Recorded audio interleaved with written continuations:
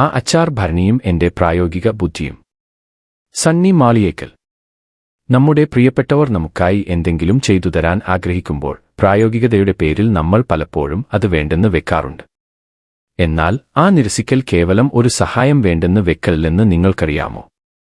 എനിക്ക് 24 വയസ്സുള്ളപ്പോൾ ന്യൂയോർക്കിലായിരുന്നു ജോലി. നാട്ടിൽ നിന്നും സഹോദരി വിളിച്ചു പറഞ്ഞു, നിനക്ക് ഞാൻ വീട്ടിലുണ്ടാക്കിയ അച്ചാർ അയച്ചു തരട്ടെ? എന്റെ മറുപടി പെട്ടെന്നായിരുന്നു, വേണ്ട.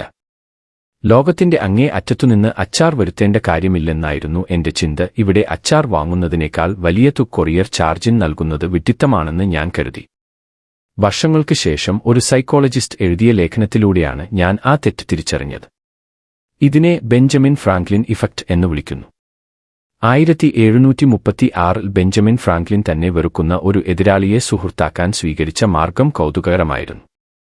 അദ്ദേഹത്തിന് ഉപഹാരങ്ങൾ നൽകുന്നതിനു പകരം ആ എതിരാളിയുടെ കൈവശമുള്ള ഒരു അപൂർവ പുസ്തകം ഫ്രാങ്ക്ലിൻ കടം ചോദിച്ചു.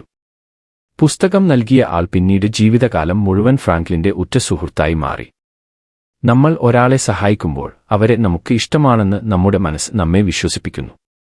ഇല്ലെങ്കിൽ പിന്നെ എന്തിനാണ് നമ്മൾ അവരെ സഹായിക്കുന്നത്? എന്റെ സഹോദരി അച്ചാർ അയക്കാൻ ആഗ്രഹിച്ചത് എനിക്ക് അച്ചാർ ഇല്ലാത്തതുകൊണ്ടല്ല, മറിച്ച് കടലുകൾക്കപ്പുറത്താണെങ്കിലും എന്റെ ജീവിതത്തിൽ അവർക്ക് ഇപ്പോഴും സ്ഥാനമുണ്ടെന്ന് അവർക്ക് തോന്നണമായിരുന്നു. അനിയന് വേണ്ടി എന്തെങ്കിലും ചെയ്യാൻ കഴിഞ്ഞു എന്ന സന്തോഷമായിരുന്നു അവരുടെ ലക്ഷ്യം. ഞാൻ തനിയെ ചെയ്തോളാം എന്ന് പറയുമ്പോൾ യഥാർത്ഥത്തിൽ സഹോദരിയുടെ ആ സന്തോഷത്തെയാണ് ഞാൻ ഇല്ലാതാക്കിയത്.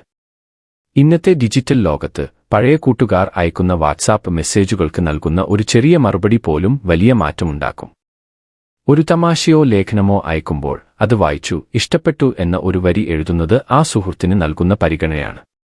ചുരുക്കത്തിൽ, ചെറിയ സഹായങ്ങൾ സ്വീകരിക്കുന്നത് നിങ്ങൾക്ക് അത്യാവശ്യമായതുകൊണ്ടല്ല, മറിച്ച് നിങ്ങൾ സ്നേഹിക്കുന്നവർക്ക് നിങ്ങളെ സഹായിക്കാൻ അവസരം നൽകുന്നതിലൂടെ അവർക്ക് ലഭിക്കുന്ന പ്രാധാന്യത്തിന് വേണ്ടിയാണ്. ഓർക്കുക, ചിലപ്പോൾ ഒരു സഹായം ചോദിക്കുന്നതാണ് ഒരു ബന്ധം നിലനിർത്താനുള്ള ഏറ്റവും നല്ല വഴി.